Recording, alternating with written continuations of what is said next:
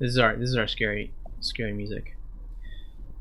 But before I read my story, you guys need to know some very important context.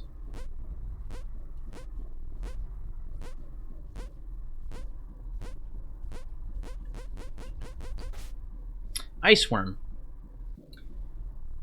stalks the maintenance system out of some routine principle, ranked dead last in dateability.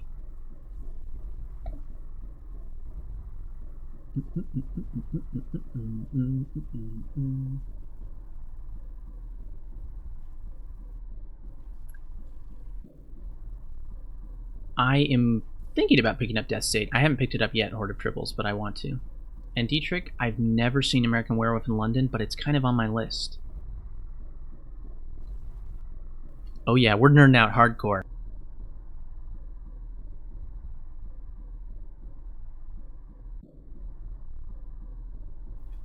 We return to a darkened room. So this is my Monolith fanfic, and remember that Iceworm is ranked dead last in dateability. Bronolith, the fanfic. I'm not doing a giveaway. I probably should have done a giveaway, but everyone I know either already has Monolith or I bought it for them.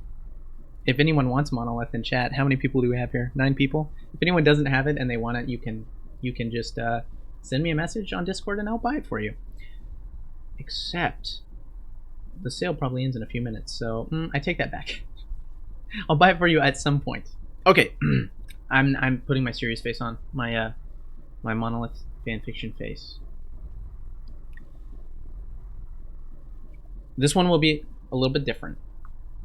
You won't beg. Hey, I'd buy it for you, Wyvern Chill, in a heartbeat. Noel was staring into their coffee cup. Every sound in the diner seemed to be magnified, the ticking of the clock, the humming of the sentry-bot waitress, the clink of forks on dishes. Noel latched onto these sounds, hoping to hear anything but the voice coming from across the table. Why in the power's name did I agree to this? Noel thought to themselves. They drained their second cup of coffee, and a sentry-bot quickly filled it. Bzz, enjoy your coffee, bzz, it hummed. Noel wanted to drown in the blackness of that third cup of coffee, but there was no escaping the horror of the evening. Noel finally looked up at their date. Even though the diner had lost 2 of its 4 walls and most of its roof, the hulking form across from them could barely fit. The parts of it not encrusted in brilliant blue ice revealed complex machinery. So, you're Iceworm, huh? Noel asked, courageously breaking the silence between them. I'm gonna try to do this without laughing. Please, call me Gary. Iceworm is just a nickname the pesky ghosts gave me. Gary bent its enormous head toward the table to try and drink their coffee, shattering the mug in the process. Noel didn't want to be rude, so they did their best to ignore it. Oh, excuse me, I'm a little nervous.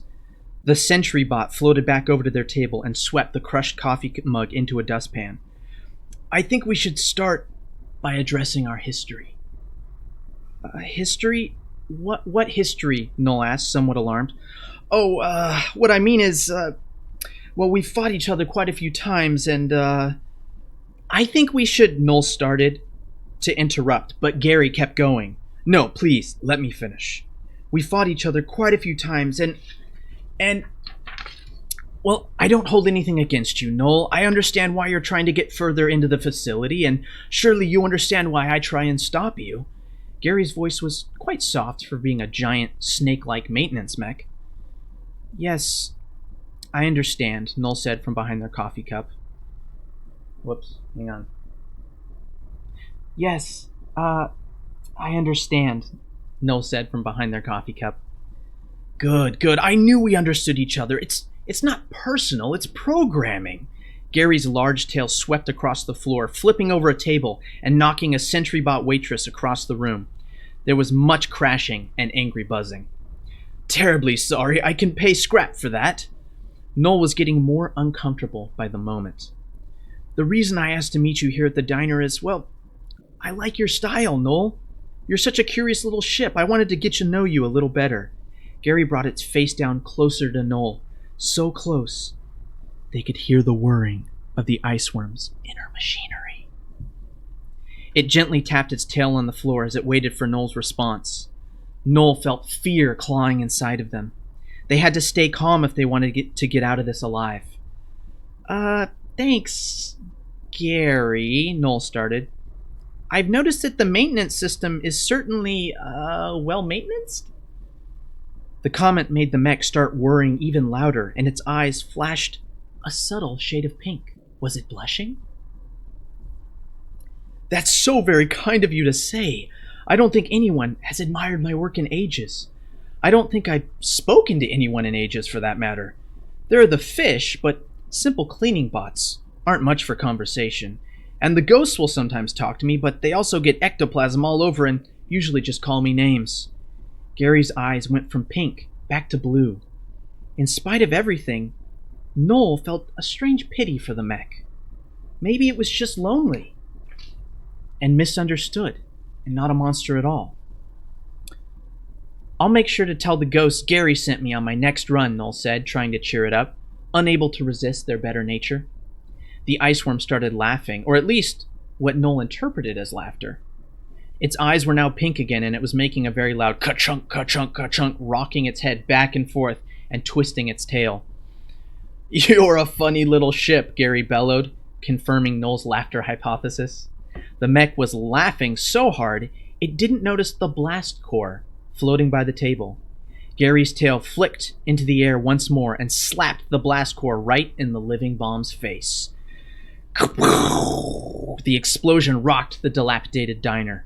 Noel dashed through the nearest window to safety in an instant. What remained of the ceiling came falling down on top of Gary.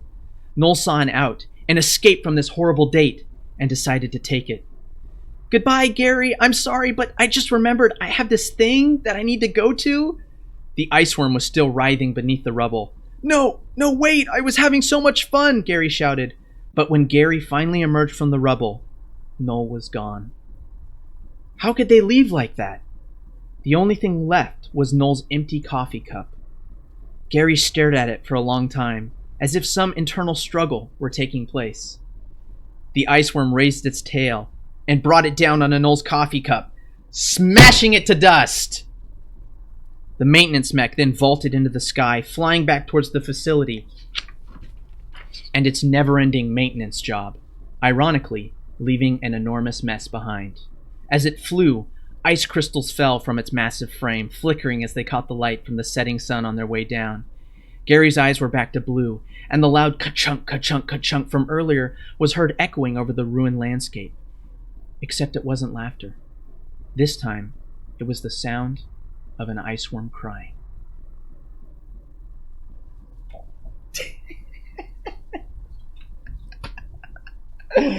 Oh,